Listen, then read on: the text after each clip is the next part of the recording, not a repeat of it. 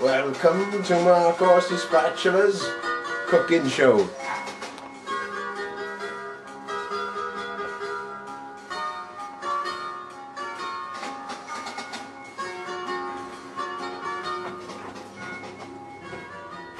Hello and welcome to a Christmas edition of Finest Cuisine Hour with myself, Marcos Espachula.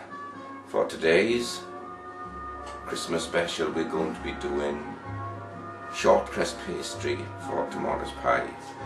Firstly we need a bowl, some salt, a lot of people use plain flour, a lot of people use corn flour, but I stick to family favourites, self-raising flour.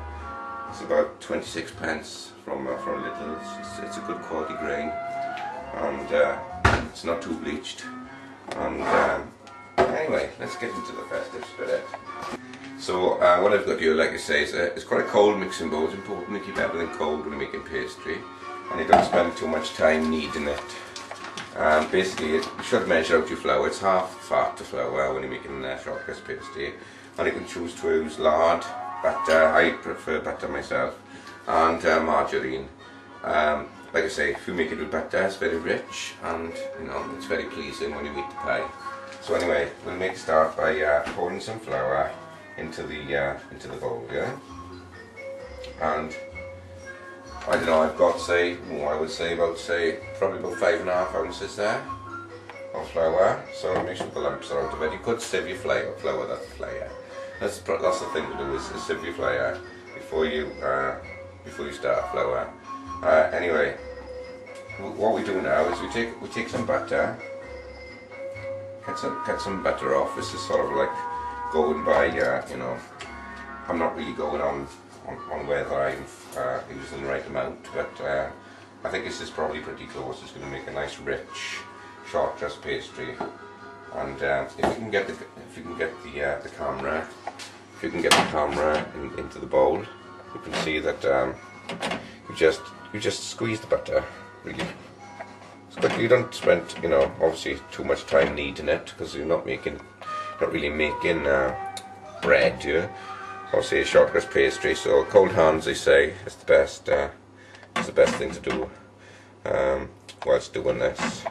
You can add a touch of salt if you want to halfway through. Some people like a bit of salt if they're making pies. If you buy a pie, obviously, when you're out and about, you don't generally have short crust pastries. It's usually water paste, which is a sort of very cheap version, you know, where they use a lot of lard, and it's a different cooking process, really. Obviously, this is going to be short crust pastry, which is going to be going on top of a pie. So that's about it, really. You just interrupt this episode of Marcos Espachula to bring you Tony's Bird Time. Greetings everyone, and welcome to the Christmas special edition of Tony's Bird Time.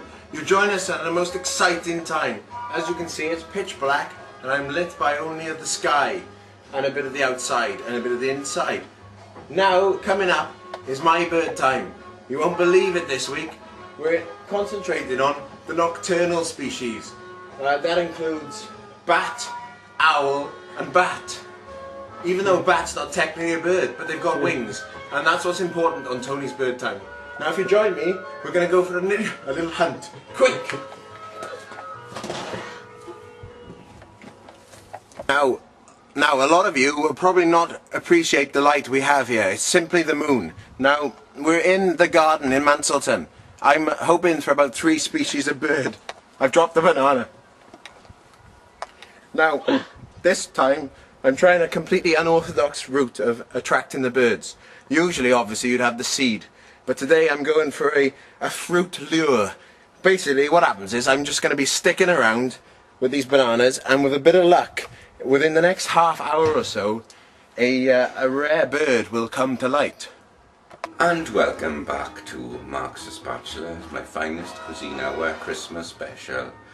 As you can see, I've mixed the pastry, so the fat is well mixed into the flour. Okay, tips of your fingers, just leave it sieve through there. What I'm going to do now is add a drop of water bit by bit. So you add about half a cup to start, you whisk it up a little bit, and obviously gets a bit wet in there, and as you can see, the dough is slowly absorbing all the flour here. Don't need it too much, just get the water in there the right amount. So you don't want it too wet, that's the last thing you want, because then you'll obviously have problems rolling it out. As you can see, I've probably added a little bit too much water, so I want a little bit more flour to it now, just to gather all the flour off the sides. And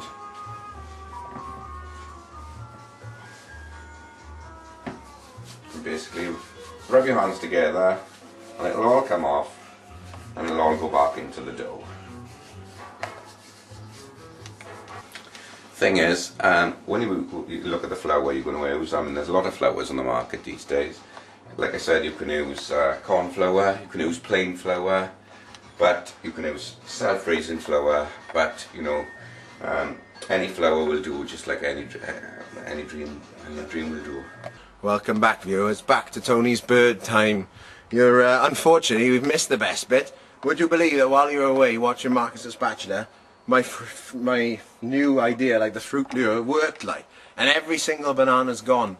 We're not entirely sure of the species. We're quite convinced, aren't we there now, Desmond, that it was the triple thinned birdcock.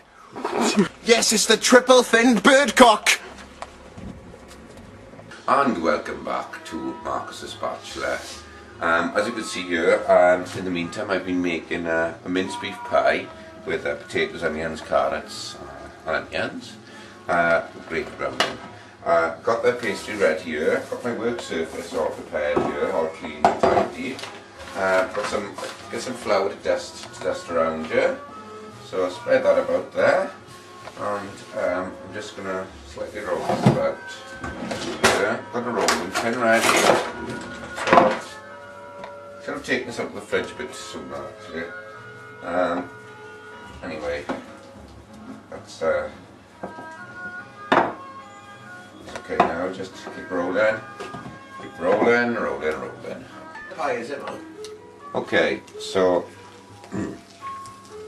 just empty some of this in here. It's just like a minced beef pie.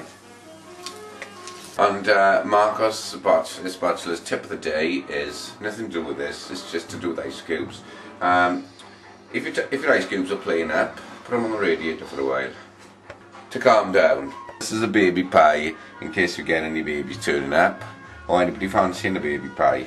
And we don't want the large mothership pie to sort of, you know, go a bit crazy. Until we have the pastry rolled back on the rolling pin. So we're just going to roll this straight across the top of the pie and possibly have enough. Okay, so we got that. And I think we just leave a lot of the pastry just overhang on the sides because the pastry will just cook well. So instead of cutting, you could actually cut it on the top there, but leave it overhang and the pastry is good. So we'll just keep it like that, I think.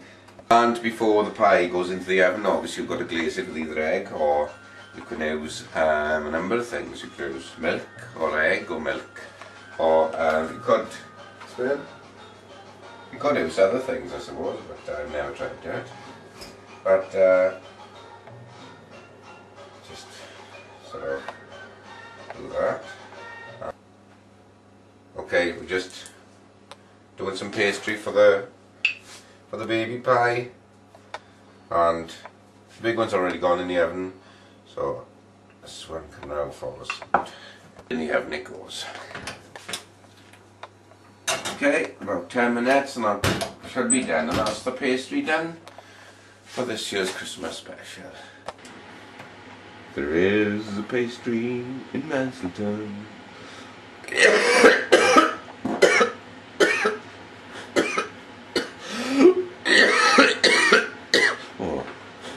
And here we have the final product, a baked mince beef pie for Christmas. So, from myself and the team, from Finest Cuisine Hour, Merry Christmas. Take care.